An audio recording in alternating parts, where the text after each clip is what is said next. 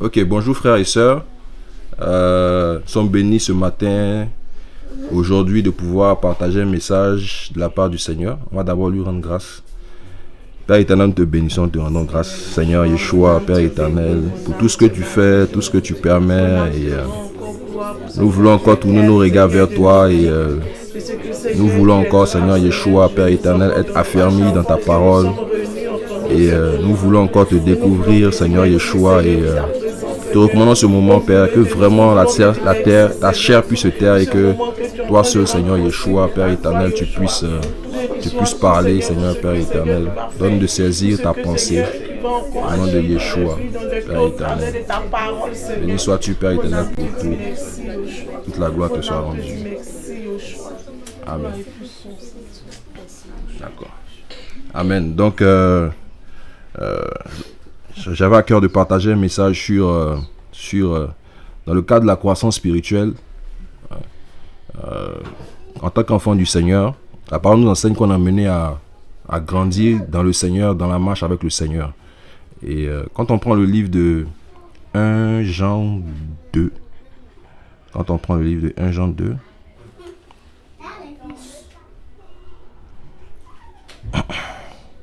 donc je précise à tous les auditeurs que on est dans une assemblée et que il pourrait y avoir des bruits d'enfants, tout ça, mais c'est la parole, c'est la mise en pratique de la parole qui veut ça.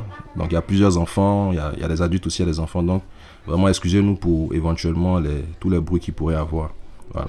Donc la parole nous dit dans 1 Jean 2 au verset 12, petits enfants, je vous écris parce que vos péchés vous sont remis à cause de son nom. Père, je vous écris parce que vous avez connu celui qui est dès le commencement. Jeunes, je vous écris parce que vous avez remporté la victoire sur le mauvais. Enfants, je vous écris parce que vous avez connu le Père. Père, je vous écris parce que vous avez connu celui qui est dès le commencement. Jeunes, je vous écris parce que vous êtes forts et que la parole d'Élohim demeure en vous et que vous avez remporté la victoire sur l'esprit du mauvais. Alléluia. Donc ici, le Seigneur nous parle un peu de différents niveaux dans la marche avec lui. Il parle des petits enfants, il parle des jeunes gens, il parle des pères. Et on voit au travers de ce passage que le Seigneur a vraiment le désir qu'en tant qu'enfant du Seigneur, lui on a ses enfants certes, mais dans notre progression, il puisse y avoir des différentes étapes, des différents stades que nous puissions accomplir. Que d'enfants on puisse passer à jeune homme et que de jeune homme on puisse progresser encore pour être des pères dans la foi. Et comme Paul a pu dire aux Galates qui sont des petits enfants pour qu'ils souffrent les douleurs de l'enfantement jusqu'à ce que Christ soit formé en eux. Ça veut dire que Paul souffrait vraiment dans sa chair, dans son âme, l'envie que les Galates qu'il a connus, à qui il a prêché l'évangile, puissent franchir les étapes dans le Seigneur et qu'ils ne soient plus toujours que des enfants dans le Seigneur, mais qu'ils puissent avoir une certaine maturité dans le Seigneur. Et c'est vraiment la vision que le Seigneur a aussi pour nous en tant qu'enfants du Seigneur. Et le Seigneur voudrait aussi qu'en tant qu'enfants du Seigneur, nous puissions porter du fruit. Amen. C'est-à-dire que nous puissions manifester davantage son esprit et que de cet esprit que nous manifestons davantage, il puisse y avoir des manifestations palpables au niveau de notre caractère, au niveau des fruits que nous sommes amenés à pouvoir manifester. Et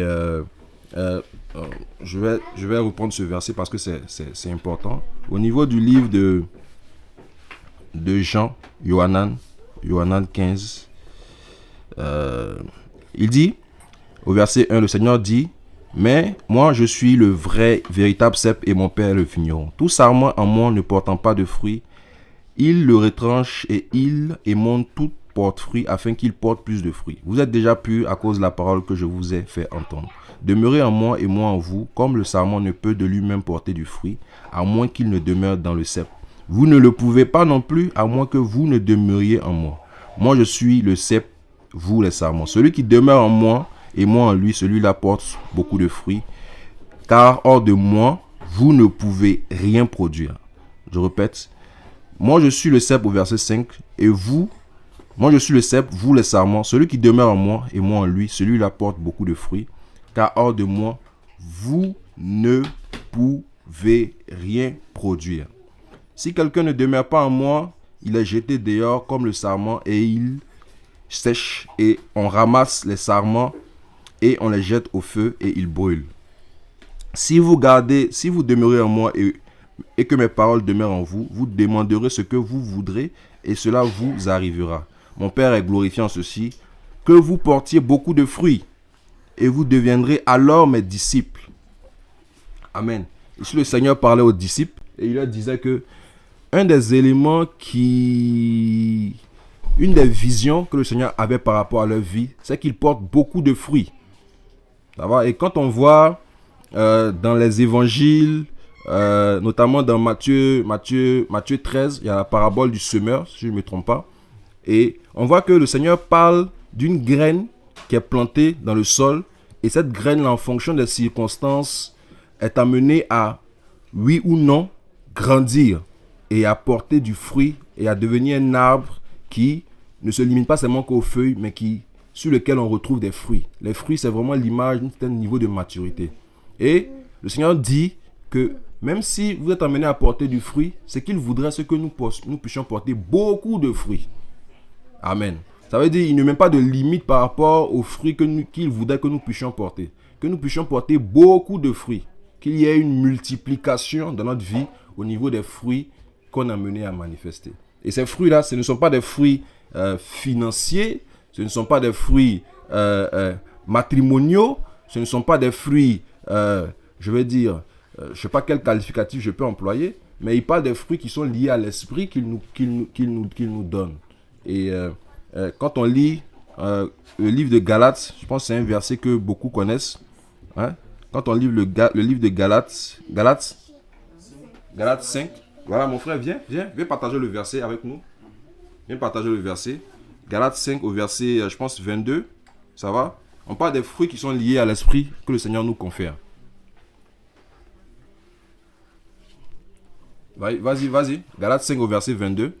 Galates 5, le verset 22 nous dit: mais le fruit de l'esprit, c'est l'amour, la joie, la paix, la patience, la bonté, la bénignité, la foi, la douceur, le contrôle de soi. La Torah n'est pas contre ces choses, mais ceux qui sont au Mashiach ont crucifié la chair avec ses passions et ses désirs. Si nous vivons par l'esprit, marchons aussi par l'esprit. Ne devenons pas ardents pour une gloire sans valeur. Nous provoquons les uns les autres. Nous envions les uns aux autres. Amen. Merci. Donc on voit ici le type de fruits que le Seigneur nous appelle à pouvoir porter. Ça veut dire quoi? Ça veut dire, ce sont des fruits qui sont liés à son esprit. L'amour, la joie, la paix, la patience, la bonté, la bénignité, la foi, la douceur, le contrôle de soi. Et tous ces fruits-là s'opposent aux fruits liés à la manifestation de notre chair, comme il va le dire dans le livre, un peu plus haut au niveau du verset 19. Ça veut dire qu'il y a une confrontation entre l'esprit et les fruits que l'esprit doit être amené à pouvoir manifester, et la chair et les fruits que la chair sont amenés à manifester. Donc quand on voit cette confrontation, et c'est par rapport ce que j'avais à cœur de développer, ça montre que en tant que chrétien dans notre marche, il faut qu'on ait une certaine indépendance, une certaine délivrance, une certaine autonomie par rapport à la chair. Amen. Ça veut dire qu'il faut qu'on soit davantage dépendant de l'esprit et qu'on soit de moins en moins dépendant de la chair. Quand on parle de la chair, on ne parle pas seulement de la chair en tant que notre chair seulement, mais on parle aussi de la chair en tant que des autres personnes, en tant que des autres humains, en tant que des autres personnes qui sont en face. Ça peut être des frères, ça peut être même des parents, ça peut être plusieurs choses. Le Seigneur voudrait qu'on soit davantage dépendant de l'esprit. Et dans le livre de Yohanan, on va prendre le passage. Hein? Je bénis le nom du Seigneur qui a ces opportunités-là de pouvoir partager l'évangile et Je prie vraiment que le Seigneur nous donne le pouvoir saisir ce qu'il veut qu'on puisse saisir, au fait. Dans le livre de Yohanan 4, au verset 24, le Seigneur nous dit que Elohim est esprit. Il s'adressait à la Samaritaine. Il dit Elohim est esprit. Et il faut que ceux qui l'adorent en esprit et en vérité. Donc, il met l'esprit au cœur de l'adoration qu'il faut porter. Donc, il veut qu'on soit plus dépendant de l'esprit. Qui dit esprit dit lui. Amen. Parce qu'il dit qu'il est esprit. Et qu'on soit moins dépendant de la chair. Qui dit la chair dit tout ce qui est lié à la chair. Hein? Voilà. Et voilà. Et donc,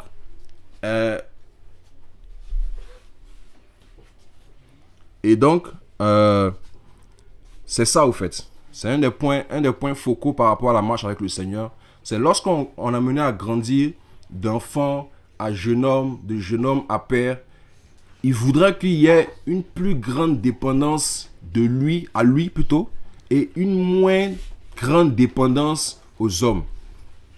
Et cela s'explique comment? Parce que le Seigneur lui-même lui dit, il dit que la nature doit nous enseigner. Vous voyez, par exemple, bon, vous n'avez pas forcément la vidéo, mais dans la salle dans laquelle on est, je pense qu'il y a 2 mamans, il y a 2 nouveau-nés, voilà, il y a une qui est en train de bailler, vous ne pouvez pas voir ça à la radio, mais bon, nous on voit ça ici. Et il y a ma fille qui est en train de me taper, tout ça. Vous voyez, il y a tout ça dans la marche. Ça veut dire qu'il y a des enfants dans le Seigneur, et vous allez voir que les enfants sont amenés à dépendre énormément des parents. Énormément des parents. Hein? Paul même, j'ai pu donner le verset, mais je vais donner je voudrais qu'on puisse le lire encore dans le livre de Galates. Dans le livre de Galates, voilà. Dans le livre de Galates, Galates 4. D'accord.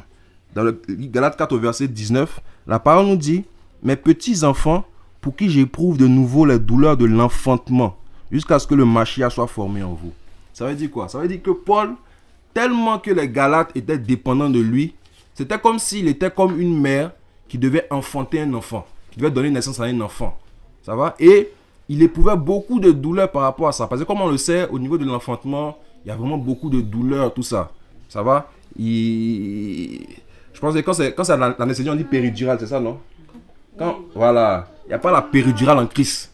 Voilà, on vit les douleurs comme elles sont, normalement même, bien comme il se doit. Il n'y a pas d'anesthésie. Donc Paul vivait les choses sans anesthésie. Il disait même vraiment les Galates, c'est difficile parce que j'éprouve beaucoup de douleurs parce que cet enfantement, parce que l'image de l'enfantement, avant l'enfantement, on voit que la mère est liée à l'enfant. La mère, l'enfant respire au travers de l'organisme de la mère, l'enfant se nourrit au travers de l'organisme de la mère. L'enfant est dépendant de la mère, au fait. Il n'y a pas d'indépendance, au fait. Et Paul disait, vraiment, vous les Galates, là, il y a des douleurs que j'éprouve.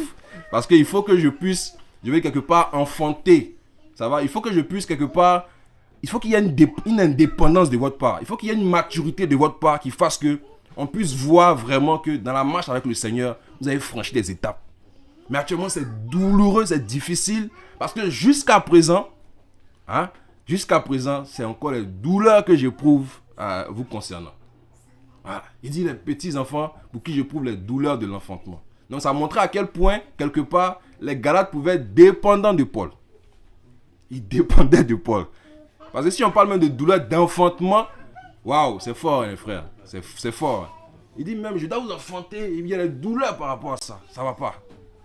Et quand on imagine l'image de la mère, on voit la différence, quoi. Et dans la marche avec le Seigneur, comme on a pu le dire, la nature doit nous enseigner.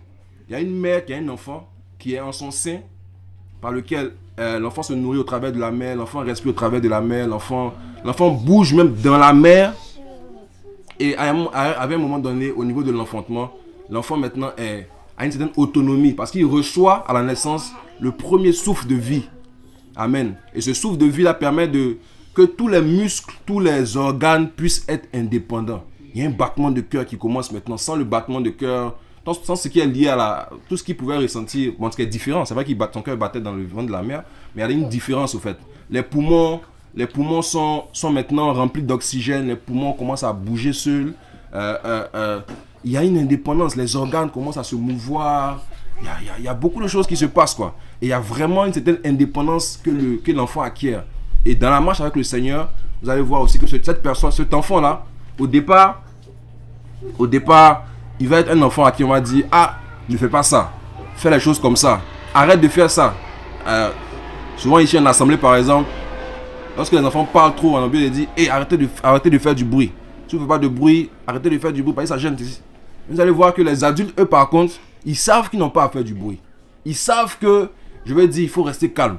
Ils savent que il faut même gérer les enfants pour ne pas que les enfants fassent du bruit. Ils savent ça. Parce que quoi? Parce qu'ils ont acquis une indépendance, une maturité dans le Seigneur qui les rend différents, qui les rend beaucoup plus même productifs dans la marche avec le Seigneur. Et c'est pareil pour comment ça s'appelle? C'est pareil pour la marche avec le Seigneur en tant que chrétien. Et le Seigneur va donner aussi l'image du corps. Le Seigneur va donner l'image du corps pour parler de l'église. Et là, on est dans 1 Corinthiens 12. On est dans 1 Corinthiens 12. Et la parole nous dit, car comme le corps, 1 Corinthiens 12 au verset 12, car comme le corps est un et qu'il y a beaucoup de membres, et que tous les membres de ce corps qui est un, bien qu'il y en ait beaucoup, sont un seul corps. De même en est-il du Mashiach. Car nous avons été baptisés dans un seul esprit, dans un seul corps, soit juifs, soit grecs, soit esclaves, soit libres. Et nous avons tous été abreuvés pour être un seul esprit. Car le corps n'est pas en effet un seul membre, mais beaucoup. Ici, le Seigneur nous enseigne quoi? Il nous enseigne que, en tant qu'église du Seigneur, en tant qu'ecclésia, ça va, il y a plusieurs membres. Et le Seigneur aimait vraiment à pouvoir, pour que les gens puissent bien comprendre les choses, prendre des images qui sont amenées à eux-mêmes vivre au quotidien, en fait. Chacun a un corps, chacun voit qu'il y a vraiment plusieurs membres. Il y a plusieurs membres. Là, actuellement, ma bouche est en train de parler. Pendant ce temps, mes pieds sont immobiles. Pendant ce temps, ma main fait des mouvements devant le micro. Il y a plusieurs membres. Et on voit que ces différents membres-là qui constituent le corps, on voit qu'il y a une certaine autonomie au niveau des différents membres. Vous comprenez? Ça veut dire la main bouge pendant que le pied est immobile. La bouche bouge pendant que les yeux sont fixés sur le micro. Il y a vraiment une autonomie. Ça veut dire chaque membre est à sa place et chaque membre fait ce qu'il a à faire. Pour que le corps puisse se mouvoir par rapport à l'objectif. Actuellement, l'objectif c'est quoi? C'est de pouvoir enregistrer le message que le Seigneur nous donne par rapport à la radio. Vous voyez? Les différents membres agissent chacun de leur côté, de manière indépendante, avec un objectif commun qui est de pouvoir accomplir la vision du Seigneur par rapport à ce que le Seigneur veut faire. Alléluia. Et c'est ainsi dans le corps du Christ. Il faut que les membres puissent avoir une indépendance de sorte que, avec cette indépendance-là, le corps, l'église, l'ecclésia puisse accomplir la vision, l'objectif que le Seigneur donne à cette église-là. Et on va continuer plus bas. Si, au verset 15, si le pied disait parce que je ne suis pas la main, ne suis-je pas hors du corps, il n'est pas pour autant hors du corps. Et si l'oreille disait parce que je ne suis pas l'œil, ne suis-je pas hors du corps, elle n'est pas pour autant hors du corps. Si tout le corps était l'œil, où serait-il lui? Où serait lui? Si tout était lui, où serait l'odorat? Mais maintenant, Elohim a placé chaque membre dans le corps comme il a voulu. Ici, le Seigneur nous dit quoi? Le Seigneur nous dit que chaque membre du corps a son utilité.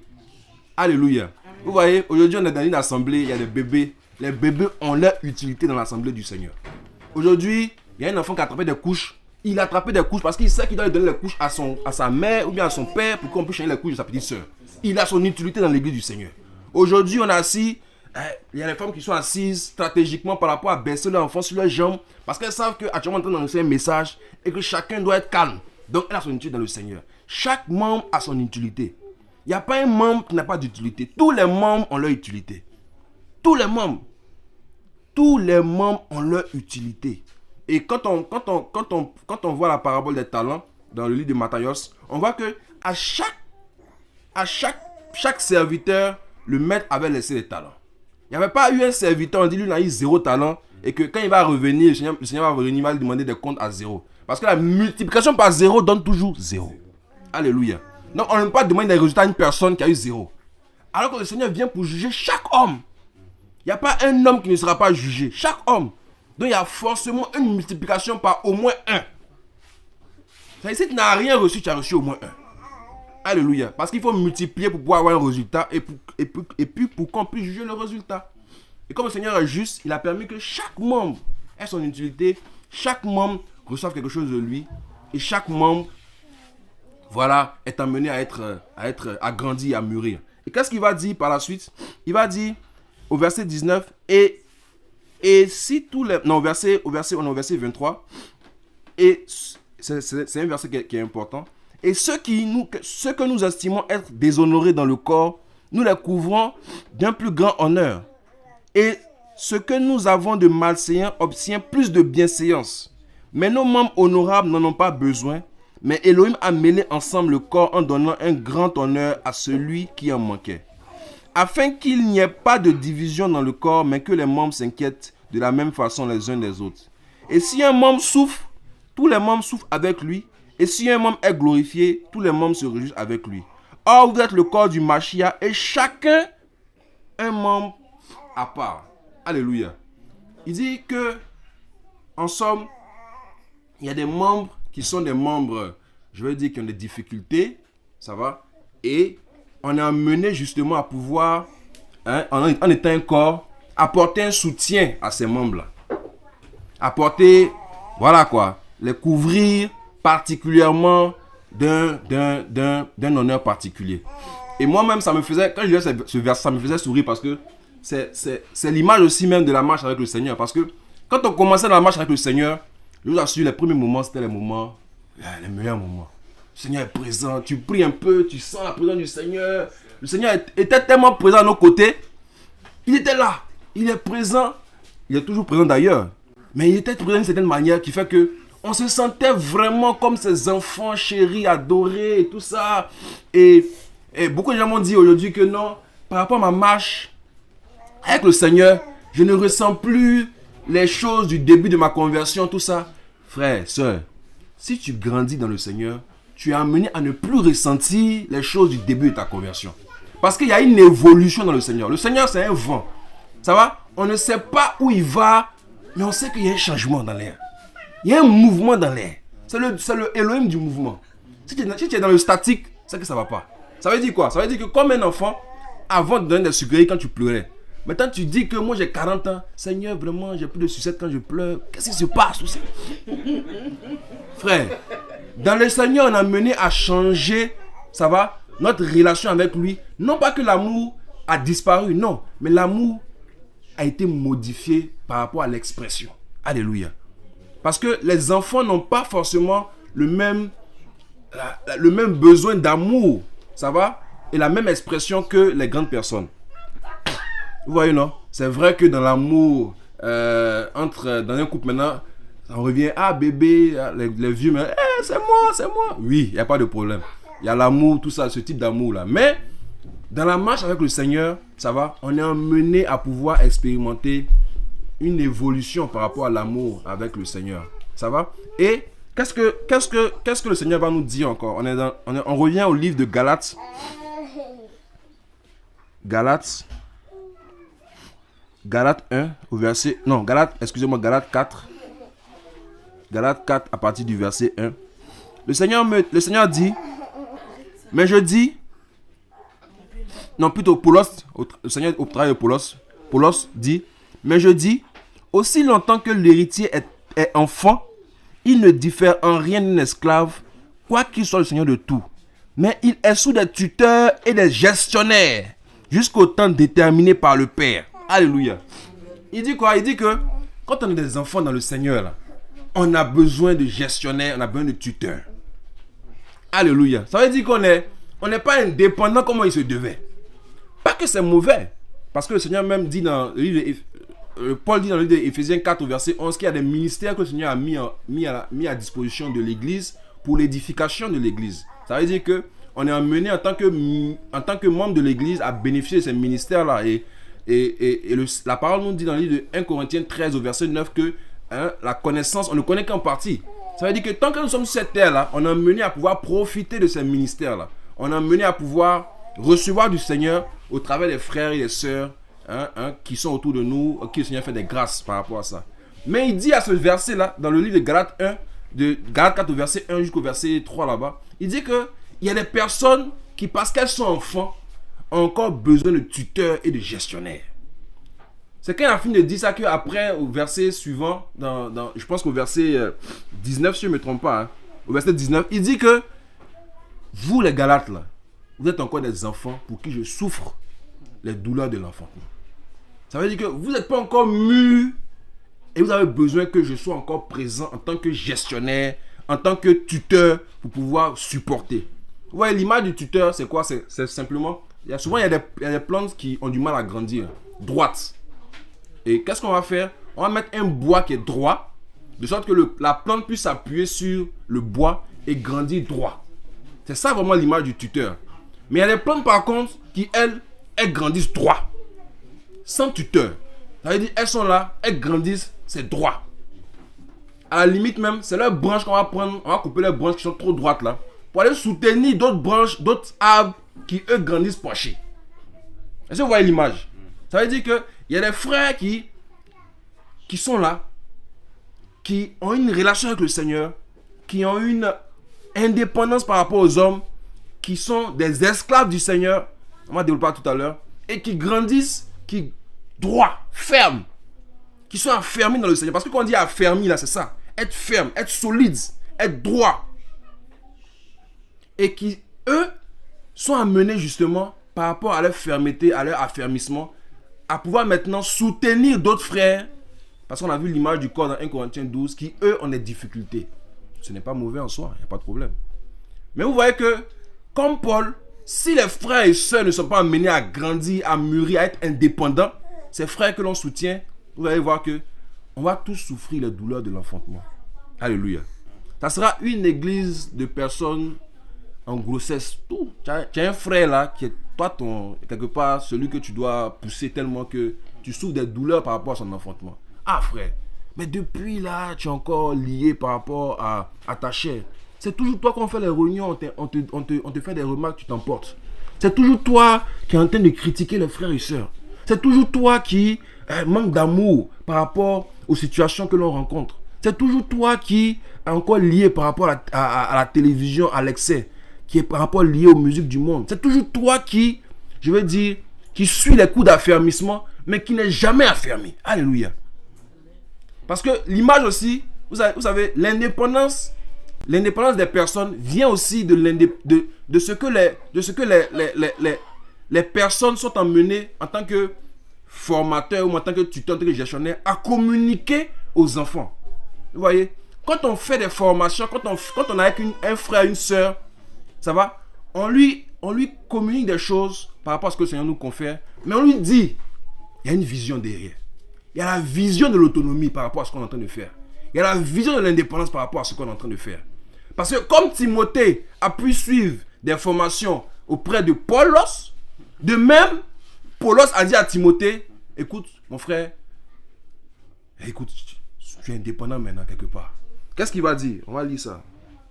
On est dans 1 Timotheos 1, à partir du verset 3. 1 Timotheos 1, à partir du verset 3. La parole dit, je te prie, comme je l'ai fait en partant pour la Macédoine, de rester à Éphèse, afin d'ordonner à certaines personnes de ne pas enseigner d'autres doctrines, et de ne pas s'attacher à des fables et à des généalogies sans fin, qui produisent des débats plutôt que l'action de construire en Elohim par la foi. Vous voyez, Timothée, qui avait été à un moment donné formé par Paul, on a dit, Joe, excusez-moi. On a dit, monsieur, écoute, tu es indépendant maintenant, au niveau du Seigneur, tu as une certaine maturité dans le Seigneur, et bien toi seul, reste là-bas. Reste là-bas. Faut démonter toutes les fausses doctrines que les gens vont vouloir exposer. Parce que tu es autonome. Je vois en toi une certaine maturité qui fait que tu n'as pas besoin d'une dépendance par rapport à moi, Timothéos. Reste là-bas, gère. Si ce n'était pas le cas, Paulos n'aurait pas pu quitter l'endroit. Parce qu'il va se dire, je ne peux pas quitter l'endroit parce qu'il y a encore ici un problème d'enfantement à faire. Et je n'ai pas d'autres personnes qui peuvent supporter avec moi cette charge-là. Donc, les frères et sœurs, quelque part, peuvent constituer un fardeau. Parce que quand on parle de douleur d'enfantement, c'est fort. Pourquoi? Parce que ces personnes n'ont pas la vision de l'autonomie, n'ont pas la vision de l'indépendance par rapport aux hommes, par rapport à la chair. Ils sont attachés à la chair, ils sont attachés aux hommes. C'est les personnes qui ont du mal à grandir. Il y a beaucoup d'assemblées. Quand on vient, c'est pour ça que ça c'est quand on est saisi par la pensée de l'indépendance dans le Seigneur, par rapport à la marche avec le Seigneur, on voit que avec les regards qu'on peut avoir au travers de l'évangile, qu'il y a beaucoup d'assemblées qui ne sont pas basées sur l'évangile du Seigneur. Parce que l'évangile du Seigneur, c'est aussi un évangile par rapport à l'indépendance des personnes. Vous voyez, l'indépendance par rapport au caractère. Le Seigneur, il a certes pu enseigner des choses avec des paroles qu'il a partagées, notamment dans Matthieu 5, 6, 7. Il a enseigné plusieurs choses. Ça va? Et quand le Seigneur a vu les disciples de Yohanan le Baptiste le suivre, il a dit, eux ils ont dit quoi? Ils avaient la vision de ne pas seulement entendre des paroles, ça va, mais ils voulaient vivre avec la personne pour voir le caractère de la personne. Parce que les fruits là, c'est pas au travers des versets qu'on voit les fruits. Hein? Parce que quand on est dans le désert, on voit que dans Matthieu 4, si je ne me trompe pas, l'ennemi qui maîtrisait des versets, qui n'avait pas la vie du Seigneur, a pu partager beaucoup de versets au Seigneur, auxquels il a pu répliquer pour dire, mon ami, ça là, tu n'as pas compris, tu n'as pas la pensée derrière le verset que tu es en train de partager. Voilà la pensée par rapport au verset que tu es en train de partager. Et tu es hors. Vous pouvez même voir des personnes qui sont d'autres religions, qui maîtrisent des versets de la Bible. Hein. Ça va, non? Je ne citais pas de religion, mais il y a beaucoup qui font des débats durs. Alors qu'ils oublient que l'évangile est basé sur l'amour. Et quand on voit la dureté de leurs échanges, quand on voit la dureté de leur comportement, on voit qu'il n'y a pas l'essence. Le Seigneur pouvait dire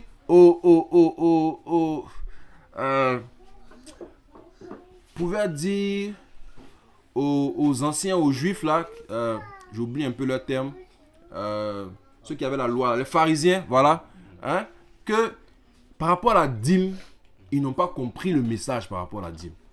Derrière le message de la dîme, au fait, il y avait un message lié au soutien des veuves, au soutien des orphelins, au soutien des personnes qui étaient consacrées exclusivement au Seigneur et à qui il fallait apporter un soutien. Et ils n'avaient pas compris le message derrière, au fait. C'était un message d'amour qu'il y avait derrière. Et vous voyez, ils n'avaient pas compris le message, au fait. Ils étaient des personnes qui étaient... Ils n'avaient pas compris le message, au fait, parce qu'ils étaient focalisés sur... ils étaient focalisés sur la Torah, sur la maîtrise des préceptes de la Torah, sans pour autant les mettre en pratique, sans pour autant voir l'amour, le message d'amour qu'il y avait derrière, au fait. Donc, ils n'avaient pas saisi le message. Et c'est pareil pour les frères et sœurs. Le Seigneur veut que nous puissions être indépendants. Et une assemblée qui dépend d'un homme, une assemblée qui dépend d'un groupe de personnes, une assemblée qui dépend de ça, au fait, c'est une assemblée qui n'est pas bâtie sur le Seigneur. Vous voyez, il y a plusieurs assemblées, plusieurs ministères qui dépendent de celui qui est au devant. Lorsqu'il n'est pas là, ben, il n'y a pas d'œuvre. Lorsqu'il n'est pas là, eh ben, il n'y a pas comment s'appelle, la conduite par le Seigneur. Encore faudrait-il même que lui-même soit conduit par le Seigneur. Parce que tout est basé sur la personne en particulier. Tout est basé sur celui qui est au devant. Quand un frère n'est pas là, il n'y a aucun moment d'exhortation en assemblée. Quand une soeur n'est pas là, il n'y a aucun cantique en assemblée. Quand un frère n'est pas là, il n'y a aucune organisation. Pourquoi? Parce que les gens dépendent des hommes. Ils sont encore des enfants pour lesquels ils ont besoin de gestionnaires, de tuteurs. Et ils ont une vision liée aux hommes et non pas au Seigneur.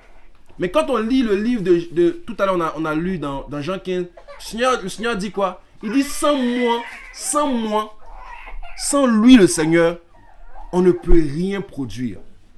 Ça veut dire quoi? Ça veut dire que la marche d'un enfant du Seigneur n'est pas basée sur la dépendance par rapport aux hommes. Mais la marche d'un enfant du Seigneur est basée sur, comment dirais-je, l'esclavage, la dépendance par rapport au Seigneur. Alléluia. On va lire des versets par rapport à ça. On est dans le livre de Romains.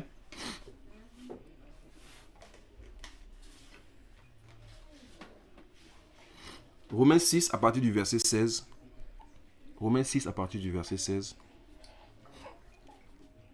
La parole nous dit, Romains 6 à partir du verset 16. Romains 6 à partir du verset 16.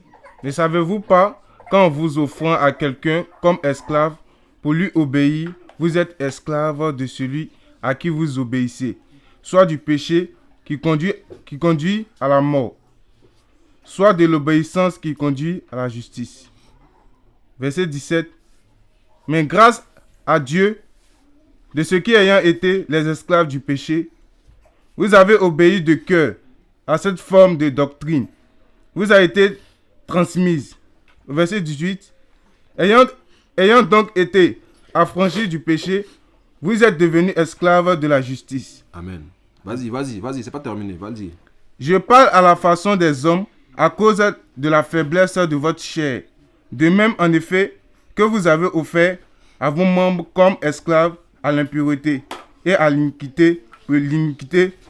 De même, offrez maintenant vos membres comme esclaves à la justice pour la sanctification.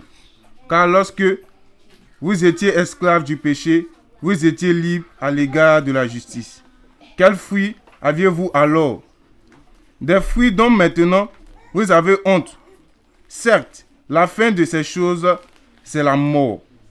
Mais maintenant que vous avez été libérés du péché et que vous êtes devenus esclaves de Dieu, vous avez pour fruit la sanctification et pour la vie éternelle. Car le salaire du péché, c'est la mort, mais le don gratuit de Dieu, c'est la vie éternelle par Yeshua Mashiach. Alléluia. Alléluia. Ici, le Seigneur, Paulos dit au verset 22, on a lu beaucoup de choses.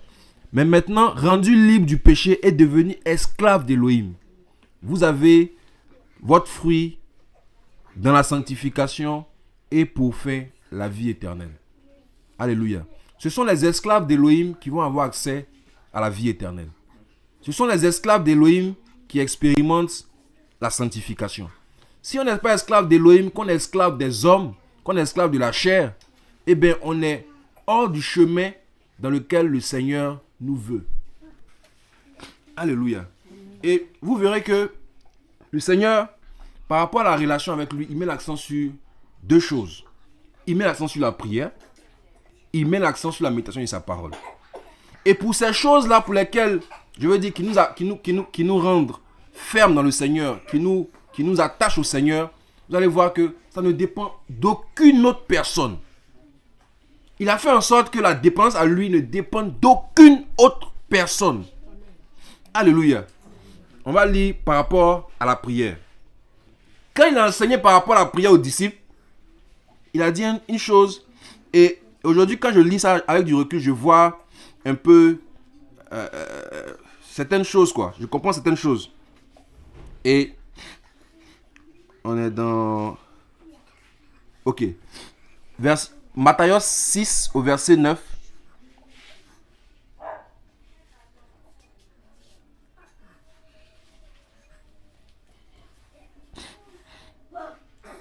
Ok, plutôt Matthieu 6 au verset 6.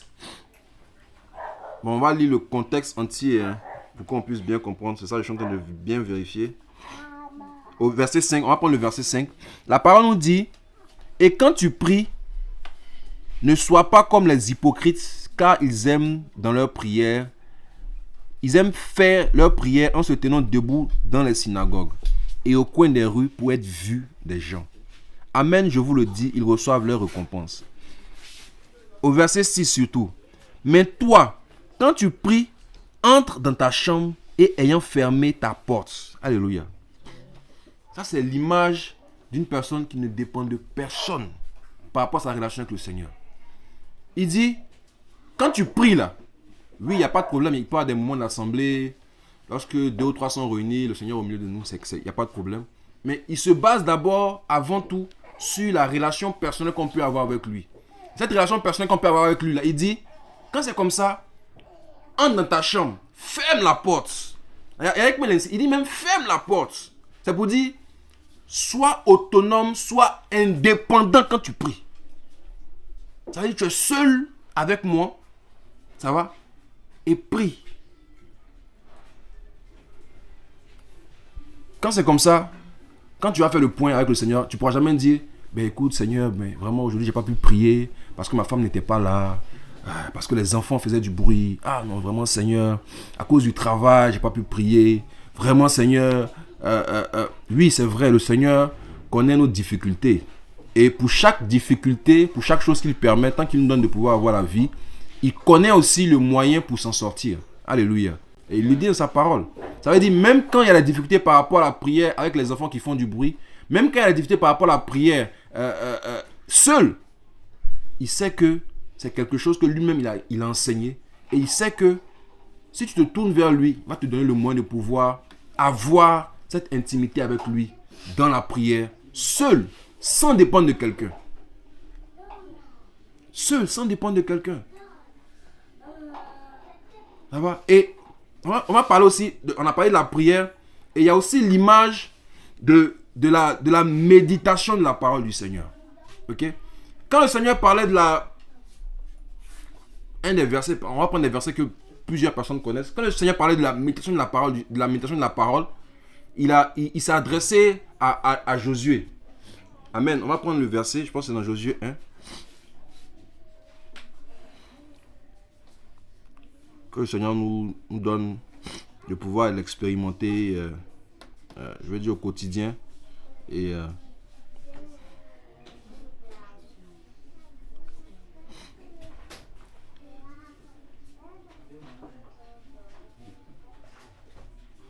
voilà. Josué 1 au verset 6. La parole nous dit, Josué 1 au partir du verset 6. La sœur, est-ce que tu peux lire le verset? Fortifie-toi et prends courage, car c'est toi qui mettras ce peuple en possession de la terre dont j'ai juré à leur père de leur donner. Seulement fortifie-toi et sois très courageux pour veiller à agir selon toute la Torah que Moshe, mon serviteur, t'a ordonnée. Ne t'en détourne ni à droite ni à gauche, afin que tu prospères partout où tu iras. Que ce livre de la loi ne s'éloigne pas de ta bouche. Médite-le jour et nuit, afin de veiller à agir selon tout ce qui y est écrit. Car alors tu feras réussir ta voie, alors tu prospéreras. Amen. Et quand on lit le verset 1 de ce chapitre-là, la parole dit, « Or il arriva après la mort de Moshe, serviteur de Yahweh, que Yahweh parla à Yehoshua, hein, c'est Josué, à Yehoshua, fils de Nun, qui était au service de Moshe en disant, et c'est par la suite qu'il va donner ces éléments-là. Ça veut dire quoi? Ça veut dire que Yahweh s'est adressé de manière individuelle à Yehoshua. Il s'est adressé à lui directement. Il lui a dit, toi, que ce livre-là ne se détourne pas je veux dire, de tes regards, au fait. Médite-le. C'était pas, je veux dire, un message qui était dirigé à la foule. Pour dire que ce livre-là ne se détourne pas de vous, de manière générale. De sorte que les gens puissent dire après, ah vraiment, Seigneur, quand tu as donné le message, on était plusieurs. Ce qui fait que j'attends d'abord que mon frère et ma soeur soient là pour qu'on puisse méditer. Parce que quand je suis seul, c'est pas le message que tu m'as laissé en partant. Il a dit non. Il m'a dit, Yehoshua, toi seul, je te parle. Que toi, Yehoshua, toi seul, en tant que disciple, en tant que serviteur du Seigneur, que ce livre-là ne se détourne pas de tes regards. Toi seul, de manière individuelle, de manière indépendante. Et vous voyez que sur les deux piliers par rapport à à la relation avec le Seigneur, que sont la prière et la méditation, le Seigneur va donner des recommandations de manière individuelle. De sorte que notre marche avec lui ne dépend pas des hommes. Et je précise et je mets l'accent là-dessus. Pas que les hommes n'aient pas leur importance dans la marche avec le Seigneur. Comme on a pu le dire. Hein? On est des pierres, on est amené à s'édifier mutuellement. Et il y a même des ministères qui sont amenés à pouvoir nous donner de pouvoir, de pouvoir avancer avec le Seigneur. Mais par rapport à la relation, par rapport à la dépendance, par rapport à l'esclavage qu'on doit manifester vis-à-vis du Seigneur, ça va, il a permis qu'on soit autonome par rapport à notre vie de prière, par rapport à notre vie de méditation. Qu'on soit autonome. Et même le Seigneur, lorsqu'il était avec les disciples, comme on a pu le dire, il va leur enseigner dans Matthieu 5, 6, 7. Je pense que dans Matthieu 8, 9, il va mettre en pratique ces enseignements pour apporter des délivrances, pour apporter des guérisons. Et dans Matthieu 10, il va leur dire, bon, vous avez vu la pratique, vous avez vu la théorie. Matthieu 10, je vous envoie maintenant, allez-y. Allez-y. Comme des personnes autonomes, des personnes indépendantes, allez-y. Je vous envoie 2 par 2, allez-y. Allez-y faire votre propre expérience. Allez-y faire votre propre connaissance des choses que je vous ai enseignées. Allez-y. C'est le temps maintenant. J'estime que vous avez besoin de pouvoir expérimenter de manière indépendante certaines choses avec moi. Allez-y. C'est pourquoi que ton enfant, même dans la chair, ton enfant ne pourra jamais croître normalement si tu es toujours collé à ton enfant, tu ne le laisses pas faire ses propres expériences. Ça ne pourra pas être possible. L'enfant même a besoin de pouvoir expérimenter les choses lui-même. Souvent, on te dit, bon, le feu, ça vient de la combustion de, je sais pas moi, de telle chose avec telle chose. Il faut faire les allumettes, mais le feu, fais attention, ça brûle, c'est pas bon, t'apportes pas du feu. Mais l'enfant va être fasciné, par exemple, par l'image du feu. Il a compris la leçon, mais il est fasciné par l'image du feu. Il va dire, oui, maman a dit, oui, papa a dit ça, mais je vais essayer quand même de pouvoir tester le feu. Quand il va se brûler une fois, là, il va dire, mes oreilles ont entendu parler de toi, maintenant mes yeux t'ont vu. Il va dire, non, là, Seigneur, je sais que le feu, là, on ne s'amuse pas avec le feu. C'est ce que Job a expérimenté, au fait. Il dit, ouais, Seigneur, ouais, je t'adore. Ok, il n'y a pas de problème. Quand il a souffert avec le Seigneur, là, ça va, le Seigneur a permis qu'il puisse souffrir, là. Il a dit, bon, vraiment, Seigneur, j'avais entendu parler de toi. Mais maintenant, là, j'ai été expérimenté, je t'ai connu. Et sans cette expérimentation-là, d'autonomie, ça va, les disciples ne pouvaient pas aller pour revenir pour dire, Seigneur, voilà telle personne, on a prié pour elle, mais vraiment c'était difficile. On n'a pas pu voir ce que tu nous as montré. Il va dire non, à ce niveau-là, il faut encore mettre l'accent sur le jeûne. Il faut encore mettre l'accent sur la prière. Parce qu'il y a un certain niveau que vous devez franchir aussi. Il faut mettre l'accent là-dessus. Vous voyez? Et ce qui fait que les disciples maintenant, dans Matthieu 28, il va dire maintenant, allez. Allez et faites de toute nation des disciples. Allez-y. Est-ce que tu peux dire à ton enfant de 2 ans, va? Non. Tu peux pas. De 5 ans, va. Non, tu peux pas. Tu es obligé d'être là physiquement avec lui pour dire, ah, vraiment, marche comme ça, marche comme ci. Mais il a dit, allez-y. Je vous fais un don qui est le Saint-Esprit, qui va vous accompagner. Je serai avec vous. Certes pas physiquement, mais je serai avec vous tout le temps, jusqu'à l'achèvement des âges. Je serai avec vous. Allez-y. Avec l'esprit que vous avez là, c'est suffisant.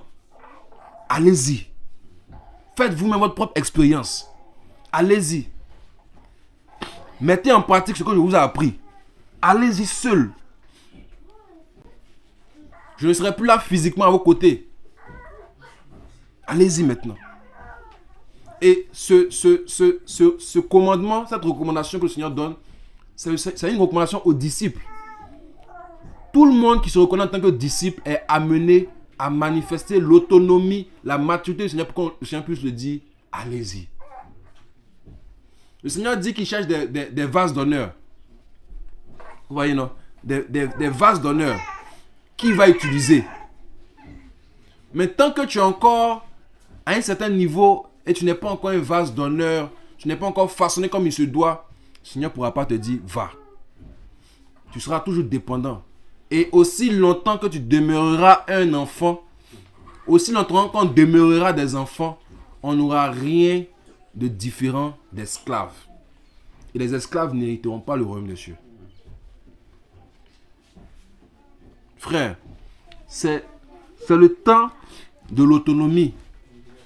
Et je dis bien, je pèse mes mots. Ça ne veut pas dire que dorénavant, on est un membre qui est hors du corps et qu'on n'est pas mené à collaborer avec les frères et sœurs, en fonction de comment le Seigneur nous conduit, à être soutenu par les frères et sœurs, à même faire des comptes rendus de ce que nous faisons à un certain niveau, à certains frères et sœurs, en fonction de comment le Seigneur nous conduit, et même être aussi formé, parce qu'on ne finit jamais d'apprendre avec des frères et sœurs. On ne dit pas ça.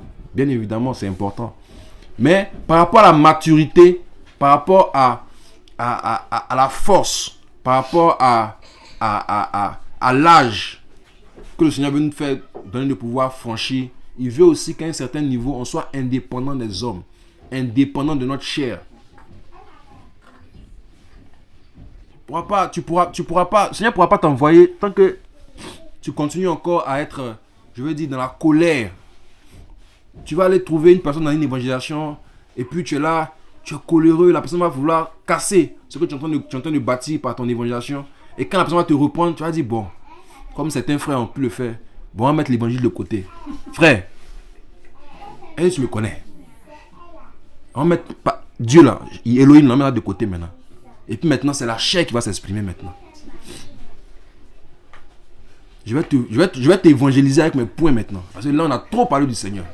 Il y a deux vies. Il y a la vie du Seigneur et la vie hors du Seigneur. Là, c'est une vie maintenant hors du Seigneur. Et tu me connais. Vous voyez? Et c'est à ça que le Seigneur veut qu'on puisse, je veux dire, les étapes qu'on puisse franchir. Et même par rapport même au, je veux dire, de manière sociale. De manière sociale. On va prendre un verset. Quand on est dans Bereshit, le livre de Bereshit, le livre de Genèse,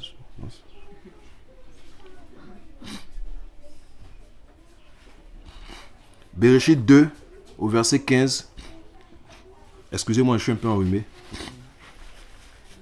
Bereshit 2, au verset 15. Le Seigneur nous dit, Yahweh Elohim prit l'être humain et le fit se reposer dans le jardin d'Éden pour qu'il le travaille et le garde. Yahweh donna ce ordre à l'être humain en disant, tu mangeras de tout arbre du fruit du jardin. Amen. Ça veut dire quoi? Le Seigneur même dit, le jardin là, je te le donne. Ça va? Cultive-le, travaille le jardin, profite des fruits des arbres du jardin. Hormis le fruit, bien sûr, qui était défendu. Profite des fruits. Il dit, travaille. Que de ton travail là, les fruits de ton travail, tu puisses en profiter. Il n'y a pas de problème. Travaille. Sois indépendant. Travaille. Nourris-toi, il n'y a pas de problème. Tu es dans ma présence. Ça va? Et je te donne encore de pouvoir être à un certain niveau indépendant. Travaille.